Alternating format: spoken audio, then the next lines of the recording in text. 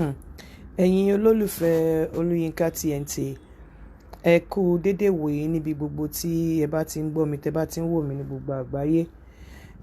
Ṣé mọ̀ pé ní ìbẹ̀rẹ̀ ọ̀sẹ̀ mo máa ń jáde láti sọ àwọn nǹkan tá a máa ṣe ní Saturday, mo máa ń jáde láti sọ fún yín.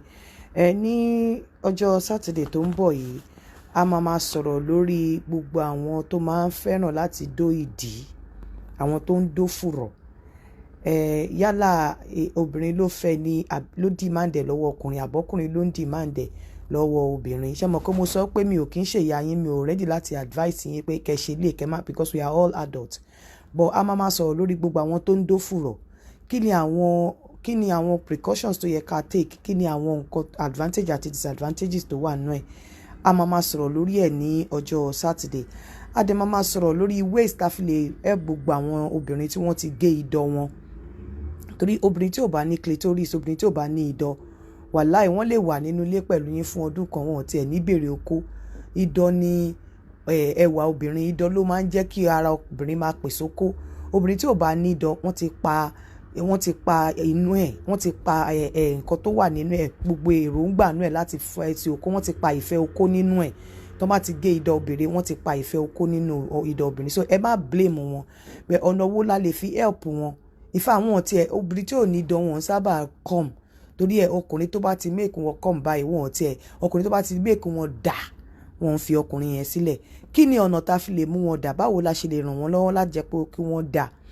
Kí ni ọ̀nà tán fi lè gbà dà? Báwo náà ṣe lè gbádùn okó àwọn obìnrin tó ti gé idọ̀ wọn? Torí wọn ń gbádùn okó, wọn ń ronú okó, wọn ń ronú àti dóko. So a máa sọ̀rọ̀ lórí ẹ̀. A tún máa sọ̀rọ̀ lórí kí ni age ní ṣe pẹ̀lú fífẹ́ra wa. Kí ni age ní ṣe pẹ̀lú fífẹ́ra wa? Kí ni age ní ṣe pẹ̀lú okó àtòbò? A máa sọ̀rọ̀ lórí ẹ̀. A máa sọ̀rọ̀ lórí gbogbo àwọn tí wọ́n ń rò wípé okó wọn kéré. Kí ni ọ̀nà tán lè gbà láti jẹ́ kókó tóbi? Torí call yẹn ti pọ̀ jù lórí okó mi kéré, okó mi kéré, okó mi kéré. A máa sọ̀rọ̀ lórí ẹ̀. Ẹ má gbàgbé o, gbogbo àwọn tó ń dó fùrọ̀, àwọn nǹkan tó yẹ ká ṣe, àwọn tó ń dó fùrọ̀, àwọn obìnrin tí wọn ò ní idọ̀, báwo la ṣe lè ràn wọ́n lọ́wọ́ kó gbádùn okó? Báwo la ṣe lè ràn wọ́n lọ́wọ́ káwọn náà máa dà? A máa sọ̀rọ̀ lórí kí ni age ní ṣe pẹ̀lú dídó okó àbí dídó òbò. Kí ni age ní ṣe pẹ̀lú ẹ̀?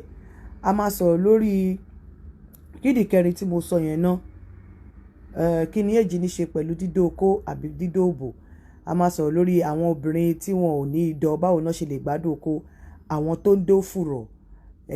Then kí ni ìkẹrin tí mo sọ o, mo ti gbàgbé, màá rántí.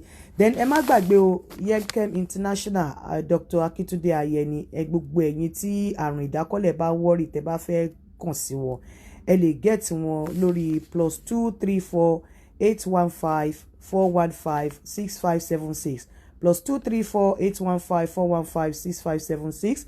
Tẹ́ bá fẹ́ san owó láti consult ní tẹ́ wà ní Nàìjíríà, 10,000 naira lẹ́ máa san sí Yemkem International, báǹkì wọn Wema Bank. Nọ́mbà tẹ́ máa fi sanwó 01214 07126 01214 07126.